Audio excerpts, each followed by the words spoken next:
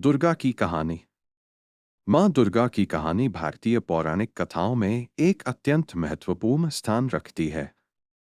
यह कहानी साहस, शक्ति और विजय की है, जो बुराई के खिलाफ अच्छाई की जीत को दर्शाती है।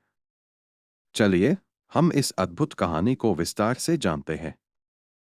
बहुत समय पहले की बात है, जब धरती पर राक्षसों का राज था। इनमें सबसे शक्तिशाली राक्षस महिषासुर था। वह इतना बलशाली था कि उसने देवताओं को स्वर्ग से निकाल दिया और वहां राज करने लगा। महिषासुर एक अद्भुत राक्षस था। वह बकरा जैसा दिखता था, लेकिन उसके पास ताकत और बुद्धि थी। उसके आतंक से सभी देवता डर गए थे। महिषासुर ने धरती पर भी आतंक फैलाया। वह लोगों को परेशान करता और उन्हें डराता था। कोई भी उससे लड़ने की हिम्मत नहीं करता था। देवताओं ने सोचा कि अब उन्हें किसी न किसी उपाय से महिषासुर को पराजित करना होगा। एक दिन सभी देवताओं ने एक सभा बुलाई। ब्रह्मा, विष्णु और शिव जैसे महान देवताओं ने मिलकर इस समस्या का समाधान निकालने का फैसला किया। उन्होंने कहा, हमें एक शक्तिशाली देवी का अवतार करना होगा जो महिषासुर को पराजित कर सके। देवताओं ने अपनी शक्ति को मिलाकर माँ दुर्गा का निर्माण किया। माँ दुर्गा को शक्ति, साहस और युद्ध कौशल से सुसज्जित किया गया। उन्होंने माँ दुर्गा को अनेक शस्त्र दिए, जैसे त्रिशूल, तलवार, ढाल और धनुष। माँ दुर्गा को इन शस्त्रों के साथ बहुत सुंदर रूप में बनाया गया। माँ दुर्गा का अवतार देखकर देवताओं को बहुत खुशी हुई। उन्होंने माँ दुर्गा से प्रार्थना की और कहा, हे देवी, कृपया इस महिषासुर का नाश करो और हमें हमारे स्वर्ग लौटने का मार्ग दिखाओ। माँ दुर्गा ने अपनी शक्ति को पहचानते हुए कहा, मैं इस राक्षस का नाश कर दूंगी। आपको चिंता करने की कोई आवश्यकता नहीं है। माँ दुर्गा ने अपने बल और साहस के साथ महिषासुर के खिलाफ लड़ाई करने का निर्णय लिया।